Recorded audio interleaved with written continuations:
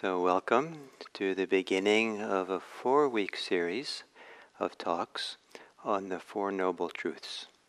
And I will be offering talks each week on one of the Noble Truths. And this week will be the first Noble Truth. And today I'll say some introductory words about the Four Noble Truths in general. The Four Noble Truths are, for many people, oftentimes said to be the core teachings of Buddhism. And when I was studying Zen in Japan, I was given a kind of a primer for maybe high school students. I was living in the monastery in Japanese, book in Japanese about Buddhism, and it talked about how the Four Noble Truths were the core teachings of Buddhism, and that it claimed that even a child could understand what they are, but even an old person who with lots of life experience might not understand the depths of how powerful these are and how significant they are in their life. And I think that something like that is true, because the Four Noble Truths are an ever-developing, growing series of insights, ways, perspectives for understanding our life. And there's not just one teachings on the Four Noble Truths. There are many of them in the different life circumstances. And in the history of Buddhism, there are different interpretations, different applications of these Four Noble Truths, different elaborations of how they apply to all kinds of areas of our life. And that idea that there's different elaborations goes back really to the ancient times as well. And so it's a kind of the Four Noble Truths are kind of a wonderful framework within which to begin studying our lives, looking at our life in a deep way. And in that regard, one of the teachings around these Four Noble Truths are that there are tasks, a particular task for each one. And so I'll talk about that in a few moments. So the Four Noble Truths have to do about suffering and the end of suffering. And maybe it's not a coincidence that the discussion about now suffering and taking a good look at suffering follows the last week where we talked about care. Care is a kind of love, kind of compassion, kind of goodwill, a caringness for ourselves, and to be rooted in our care as an approach to look at suffering and to do so in a caring way, and caring for ourselves. That for human beings, suffering is a deep, I wouldn't say exactly inherent part of life, but just about inherent part of life. It's really central to the human experience, one way or the other. And to value our human lives, to value our lives, to value the lives of others, to care for ourselves and to care for others, is to care for our suffering, our personal suffering, suffering of others, and our collective suffering as well. And how to do it from some place of groundedness, of centeredness, of non-reactivity. How to do it in a wise way, in a way that leads to a better future, freedom from suffering. It's said that the Buddha, when he was going to addressing his suffering, and the suffering that he encountered, that he was searching, and his search was considered the noble search. And this idea that there's a nobility or a dignity or a worthiness in the very addressing and meeting suffering and finding a way through it and coming to the other side. That this is not suffer so we become greater victims of suffering or to diminish ourselves, but there's really kind of a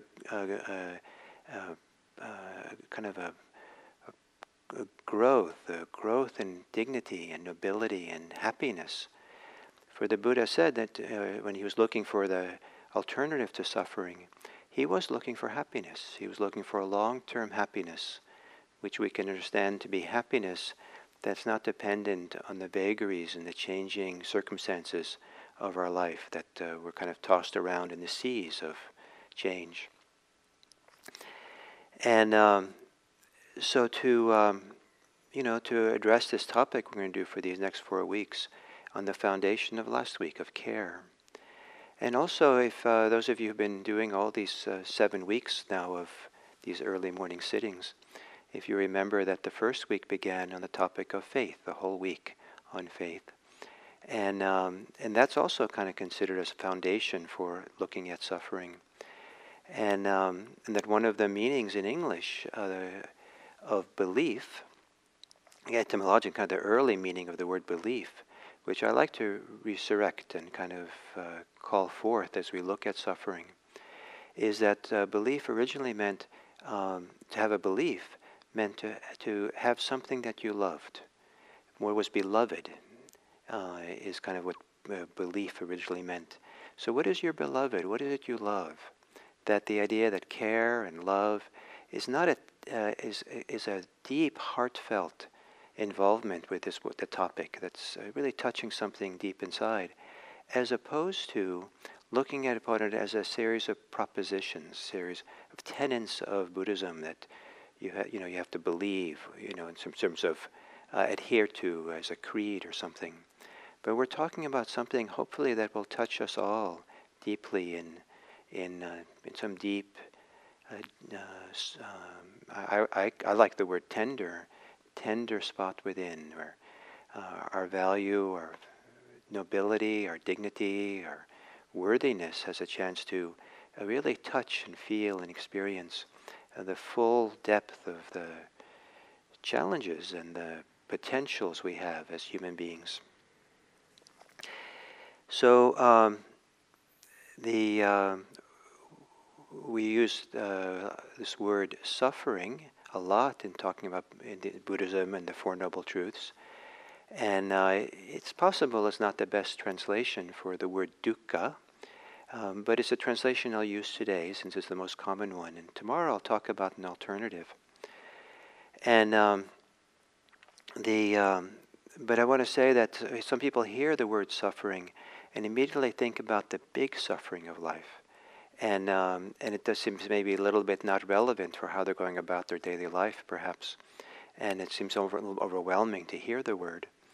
The word dukkha, translated as suffering, is meant to be the full range of ways in which we feel stress and feel distress and are challenged by this life of ours, from the smallest to the greatest. And the idea being that if we study it and look deeply into the suffering, we can find an alternative. We can find a different way of living in the world where something about how we suffer doesn't have to be there. And what that is part of the exploration, discussion, and hopefully experiencing that we'll do as we go through these 4 weeks.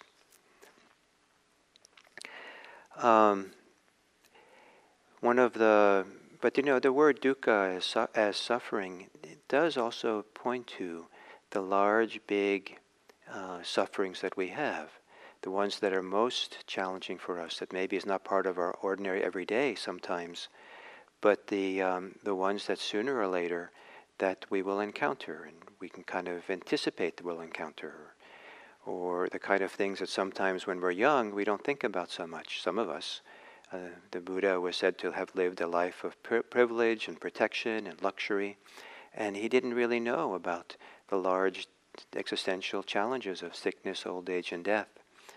And it was when he kind of escaped from the palace, as the myth goes, and saw sickness, old age, and death for the first time, supposedly as a man who was 27 years old. Imagine living protected from life for that long. And it maybe because he was so protected, it came as a shock to him. And maybe for some of you, you've been shocked by your encounter with these things, that sometimes there are sudden losses and deaths and changes and that happen that turn our lives upside down. And I like to think that Buddhism, the Buddha designed the Dharma not so much as a place to deal with the everyday stresses of life, certainly that it addresses, but in fact really to prepare us or to help us, support us, to really address with care, with maybe love, with rootedness, with groundedness, with steadiness, with courage, be prepared for the biggest challenges that come in this existentially in this life. And in this regard, the Buddha said that one of the kind of definitions or kind of suffering, not definition perhaps, but when he laid out some of the I don't know if synonym is the right word, but some of the examples of what he's addressing when he talks about suffering, he used powerful words. And so I want to read these words to you in the English translation. Grief, mourning, pain, distress, and anguish. Grief, mourning, pain, distress, and anguish. And in looking at the Four Noble Truths, we're looking at the truths of grief, mourning, pain, distress, and anguish. And we're seeing that these powerful things are doorways, are vehicles, are conduits to something that is on the other side of them. Something that the Buddha called freedom or peace. But not disrespecting these things, but rather maybe what Dharma practice is a very deep respect and acknowledgement and seeing these things to really understand them well. And so we're stepping into tender areas, difficult areas, challenging areas. And so we have to do it with a lot of care and faith and stability and groundedness to really do this in an effective way. Without this, and so anyway, so this idea of a simple presence, of connectivity, of groundedness as we look at this is really a central aspect of all this, and not to only talk about this in the abstract or as if it's easy to do all this stuff. What's interesting in this list, and in many of the lists the Buddha has that somehow explicate what dukkha is, suffering, fear is not mentioned, and I don't know why that is, except maybe fear by itself is not always exactly a problem. It doesn't always arise out of attachment and clinging. That there is healthy fear and appropriate fear and biological fear that exists that is not, the fear of survival is not necessarily rooted in greed, hate, and delusion or attachment. It's kind of a core thing in human life. However, the Buddha did say that the world of clinging, the world of our attachments, is something that that gives rise to tremendous fear. So to really delve into these deep topics of the Four Noble Truths is also to address fear, or the kind of fear that is rooted in attachment. So that's kind of not so far away from what we're doing here. So a few more minutes here, if I may. So the Four Noble Truths, in the early layer of Buddhism that's described in the teachings of the Buddha, scholars will say that there's different layers of how these truths were laid out. And the earliest layer was very simple. It said, this is suffering. This is the arising of suffering. This is the cessation of suffering, the end of suffering. And this is the practice leading to the cessation of suffering. So it's very simple and direct. The second, then later, the word truth was added. This is the truth of suffering. This is the truth of the arising of suffering.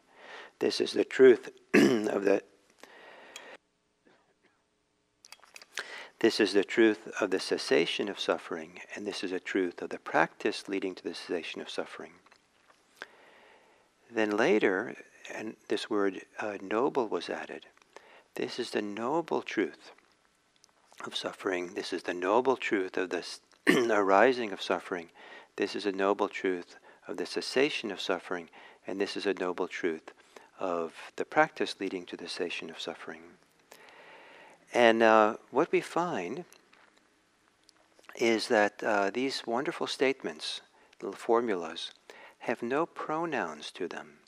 And I personally am very inspired by this, that the idea of addressing suffering is not directional, it's wherever we encounter it. Certainly the suffering we have in ourselves is a place we can take the most responsibility, the place we can delve most deeply into the very roots of what it's all about. But it also addresses the suffering that we encounter in the world, and that's also something that we want to attend to and understand and look at. And so as we go through these Four Noble Truths, we want to be inclusive of the world and have our practice be part and parcel of the well-being and freedom and happiness of all beings. And so I want to end with a statement which certainly has a great value for me, and as we begin this study of the Four Noble Truths, and how universal it is, we can maybe discuss some other time. But so this is the statement: your suffering is my suffering. My suffering is your suffering. Their suffering is our suffering. Our suffering is their suffering. Your welfare is my welfare. My welfare is your welfare. Their welfare is our welfare. Our welfare is your welfare. Let's care for the welfare of all. Thank you.